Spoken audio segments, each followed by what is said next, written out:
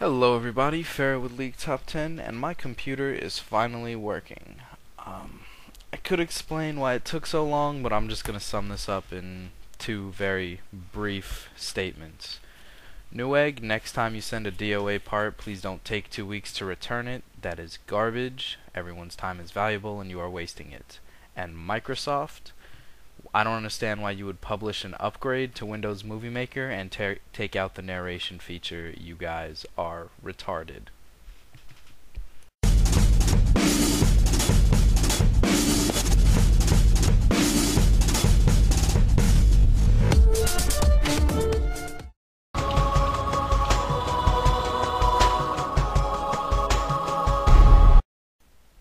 Yes, I am aware that I missed two champions while I was offline, but right now we're going to focus on the recently announced champion, Shen, the Eye of Twilight. Now, Shen has caused a lot of stir on the boards because he's a ninja that plays like a paladin, because all he does is focus on protecting his allies and supporting. And to me, this screams ninja, even though he's not offensive and aggressive and that kind of stuff. Being able to disrupt your allies and control and manipulate the battlefield is about as ninja-like as it gets. So, without any further ado, I present Shen, the Eye of Twilight. Shen's passive plays into both his role as a tank and provides him with burst damage. What it does is it applies a key modifier to his next attack, and the key modifier is a chunk of damage plus 4% of his maximum HP as damage. So this goes on cooldown after you hit with it, and then comes off cooldown something like 15 or 20 seconds later. But every hit, every auto attack that Shen takes from a champion lowers that cooldown by 3 seconds to allow him to pump out more damage.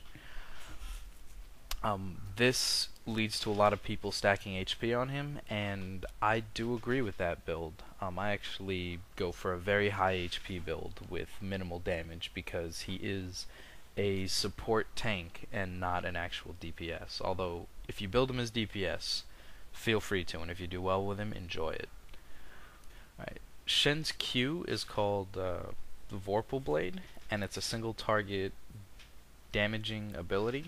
It's not high damage, so it's not 355 at rank 5, it's 280 at rank 5, so it's medium damage, single target. And the reason it's medium damage is because A, it's spammable, B, he runs on energy and not mana, so it would be a little silly to give him something high damage like that. And C, because it provides a support effect. It actually heals anyone who attacks the target for 15 HP over 3 seconds per rank in the ability. So what that means is that with 2 ranks you're going to get 30 HP for 3 seconds, 3 ranks you're going to get 45, 4 ranks you're going to get 60. The cooldown is very low, so it is highly spammable. And the fact that he uses energy, which is just, it works the same way as a rogue energy in World of Warcraft. Caps at 200 instead of 100, but it refills at 10 energy per second. And I believe it costs 60 energy initially, and goes down in energy every time you put a rank in it. The ability is very good, provides for a nice burst, but it also provides for nice support while laning. I didn't get much time to play with Feint, or I didn't get an accurate gauge on Feint when I played against bots, because bots are easy to just face roll over. But it feels like Feint would be very, very good in an actual game, because if you max Feint out, it absorbs 200 damage from the next attack that would hit you, and it has a 2-second cooldown and costs 40 energy. So this seems like a good way to make Shen near immovable from a lane with a little bit of health regen. That said, it is the next source of damage, so you would have to time it with like a spell hitting you or an auto attack hitting you. And, you know, not a purple caster minion hitting you, you know?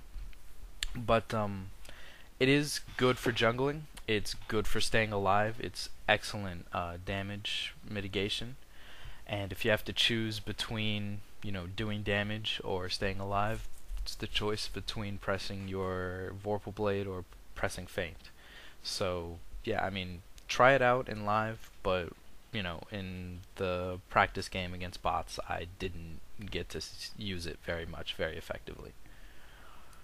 Shadow Dance is why I think Shen is going to be ridiculous on Twisted Tree Line, actually. It is, at max rank, a 2.5 second AoE taunt that allows Shen to charge through walls. It's basically, you know, you target in a straight line and your character goes there, and he goes through walls, he goes through, you know, minions, he goes through champions, and if he connects with a champion, it restores 40 energy. At max rank, it costs 100 energy, so, you know, you're costing 60 energy total if you're using it well. The taunt duration goes up. I think base it starts at 0.8 seconds, and then it scales up to 2.5. So in a Twisted Treeline match, or even in a Summoner's Rift match, it would be worth maxing this first if you are focusing on tanking and controlling for the DPS on your team. If you are forced to play the DPS role as Shen, you're probably doing it wrong, but this is probably not the ability you want, as it does 0 damage and only taunts minions or champions onto you. It does have a sizable cooldown, and the cone is rather narrow, so you have to use it effectively to get the maximum benefit out of it.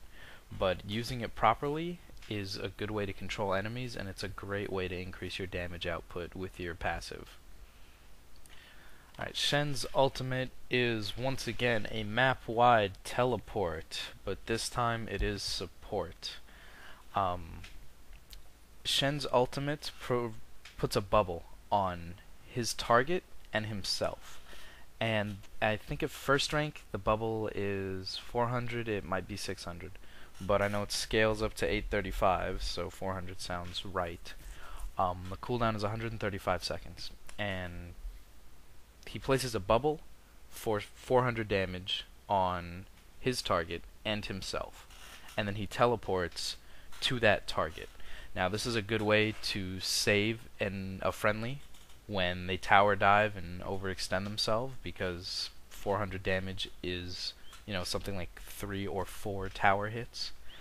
It's a great way to escape if you're playing Shen. Despite the 2.5 second channel, if you can get it when their stuns are on cooldown, the damage absorb is very, very good at level 6, because not many champions can just punch through it.